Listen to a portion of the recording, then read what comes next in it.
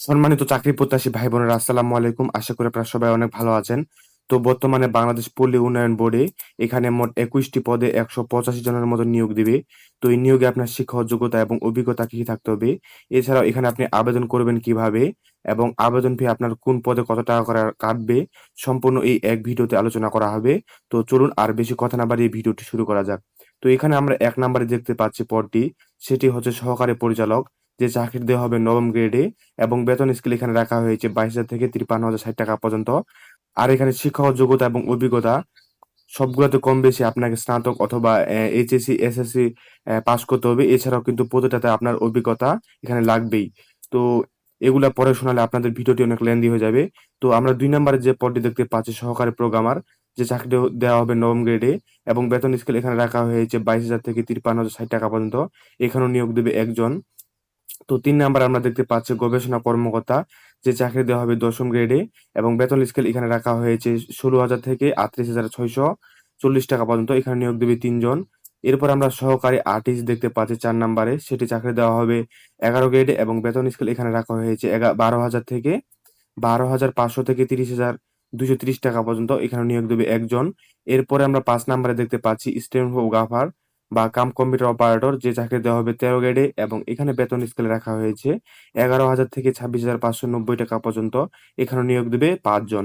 তো এরপর আমরা 6 নাম্বারে দেখতে পাচ্ছি সহকারী অফিসার, যে চাকরি দেওয়া হবে 13 গ্রেডে এবং বেতন স্কেল এখানে রাখা হয়েছে 11,000 থেকে 26,590 টাকা পর্যন্ত।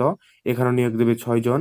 তো 7 নাম্বারে আমরা দেখতে পাচ্ছি গবেষণা অনুসন্ধানকারী, যে চাকরি দেওয়া হবে 13 গ্রেডে এবং এখানে বেতন স্কেলে রাখা হয়েছে 11,000 থেকে 26,590 টাকা পর্যন্ত। এখানে নিয়োগ দেবে 3 জন। তো এরপরে আমরা 8 নাম্বারে দেখতে পাচ্ছি পরিসংখ্যান সহকারী, যেখানে চাকরি দেওয়া হবে 13 গ্রেডে এবং বেতন স্কেল এখানে রাখা হয়েছে 11,000 থেকে 26,590 টাকা পর্যন্ত। 9 নাম্বারে দেখতে পাচ্ছি নিরীক্ষা সহকারী, যে চাকরি দেওয়া হবে 13 গ্রেডে, বেতন স্কেল সেম উপরের মতো রাখা হয়েছে। এরপরে হিসাব সহকারী, এই চাকরিও 13 গ্রেডে এবং বেতন স্কেল সেম উপরের মতোই। এখানে নিয়োগ দেবে সম্পূর্ণ 36 জন, সব থেকে বেশি। তো 11 নাম্বার দেখতে পাচ্ছি 13 গ্রেডে যে চাকরি দেওয়া হবে ক্যাশিয়ার, সেটি হচ্ছে এখানে নিয়োগ দেবে 2 জন, বেতন স্কেল সেম উপরের মতোই। তো এরপর আমরা 12 নাম্বার দেখতে পাচ্ছি গ্রন্থাগার সহকারী 13 গ্রেডে, এই চাকরিটির বেতন স্কেল উপরের মতোই। এখানে নিয়োগ দেবে একজন। তো এরপর আমরা 13 নাম্বারে দেখতে পাচ্ছি স্টেনোটাইপস বা কম্পিউটার অপারেটর, যে চাকরিতে হবে 14 গ্রেডে, বেতন স্কেল এখানে রাখা হয়েছে 10,200 থেকে 24,680 টাকা পর্যন্ত। এখানে নিয়োগ দেবে 7 জন। তো 14 নাম্বার আমরা দেখতে পাচ্ছি প্রশিক্ষক, যেখানে চাকরি দেওয়া হবে 15 গ্রেডে এবং বেতন স্কেল এখানে রাখা হয়েছে 9,700 থেকে 23,490 টাকা পর্যন্ত। এখানে নিয়োগ দেবে একজন। তো এরপর আমরা 15 নাম্বার দেখতে পাচ্ছি ড্রাফটসম্যান, যেখানে চাকরি দেওয়া হবে 15 গ্রেডে আর বেতন স্কেল রাখা হয়েছে 9,700 থেকে 23,490 টাকা পর্যন্ত। এখানে নিয়োগ দেবে একজন।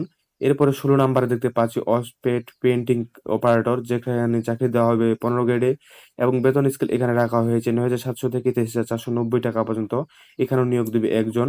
এরপর আমরা 17 নাম্বারে দেখতে পাচ্ছি অফিস সহকারী কম্পিউটার অপারেটর, যে চাকরি দেওয়া হবে 16 গ্রেডে এবং বেতন স্কেল এখানে রাখা হয়েছে 9,300 থেকে 22,490 টাকা পর্যন্ত। এখানে নিয়োগ দেবে 30 জন। তো 18 নাম্বারে আমরা দেখতে পাচ্ছি ডাটা এন্ট্রি অপারেটর, যে চাকরি দেওয়া হবে 16 গ্রেডে, বেতন স্কেল সেম উপরের মতো রাখা হয়েছে। এখানে নিয়োগ দেবে 3 জন। তো এরপর আমরা 19 নাম্বারে দেখতে পাচ্ছি প্রুফ রিডার, যেখানে নিয়োগ দেবে একজন। আর এই চাকরি 16 গ্রেডে দেওয়া হবে আর বেতন স্কেল সেম উপরের মতো রাখা হয়েছে 9,300 থেকে 22,490 টাকা পর্যন্ত। এরপর আমরা 20 নাম্বারে দেখতে পাচ্ছি স্টোর কিপার, যেখানে নিয়োগ দেবে একজন আর বেতন স্কেল রাখা হয়েছে এখানে 9,300 থেকে 22,490 টাকা পর্যন্ত। আর এই চাকরিটাও কিন্তু 16 গ্রেডে দেওয়া হবে। তো সর্বশেষ আমরা 21 নাম্বারে দেখতে পাচ্ছি অফিস সহায়ক, যে চাকরি দেওয়া হবে 20 গ্রেডে আর বেতন স্কেল রাখা হয়েছে এখানে 8,250 থেকে 20,010 টাকা পর্যন্ত। এখানে নিয়োগ দেবে সম্পূর্ণ 72 জন। যারা আপনারা বর্তমান এসএসসি বা অষ্টম শ্রেণী পাস বা এইচএসসি পাস, তারা কিন্তু এখানে আবেদন করতে পারেন। কারণ সম্পূর্ণ এখানে 72 জন নিয়োগ দিবে অফিস সহায়ক পদটিতে। এখানে আবেদন করলে কিন্তু আপনি অনেক সময় টিকে যেতে পারেন। তো প্রিপারেশন ভালো থাকলে এখানে কিন্তু হয়ে যেতে পারে। তো এরপরে আমরা দেখে আসি যে এখানে শর্ত ও নিয়মাবলী, যে এখানে আবেদন করবেন, আবেদন ফি এবং জমা দানের লিঙ্কগুলো সবগুলা কিন্তু আমি ডেসক্রিপশন বক্সে দিয়ে দিব। চাইলে আপনারা সেখান থেকে ঢুকে নিজে নিজে আবেদন করতে পারেন। এছাড়াও যদি আবেদন সংক্রান্ত কোনো কিছু বুঝতে অসুবিধা হয় তাহলে অবশ্যই কমেন্ট করবেন। সেক্ষেত্রে আমি বুঝিয়ে দেওয়ার চেষ্টা করবো ইনশাআল্লাহ। তো আবেদন লিঙ্ক থেকে শুরু করে তারপর ওয়েবসাইটের লিঙ্ক সবগুলো কিন্তু আমি ডেসক্রিপশন বক্সে দিয়ে দিব। আপনারা সেখানে চেক আউট করলে কিন্তু পেয়ে যাবেন। আর এটা আবেদন এবং ফি জমা দানের শুরু তারিখ হচ্ছে 22শে জুলাই 2026 তারিখ। আর আবেদন শেষ হবে এখানে 23শে আগস্ট 2026 তারিখ বিকাল 5টার মধ্যে। এবং এখানে আপনি আবেদন করার পরবর্তী 72 ঘন্টা সময়ের মধ্যে কিন্তু ফিটা জমা দিতে পারবেন।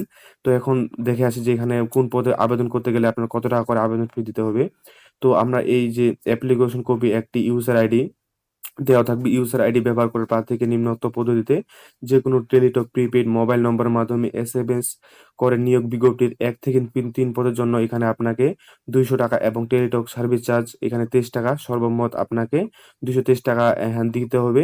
এবং 4 ক্রমিক নং পদের জন্য এখানে 150 টাকা এবং টেলিটক সার্ভিস এখানে 18 টাকা, সর্বমোট আপনাকে 168 টাকা কিন্তু এখানে দিতে হবে, যেটা সম্পূর্ণ অফারের যোগ্য।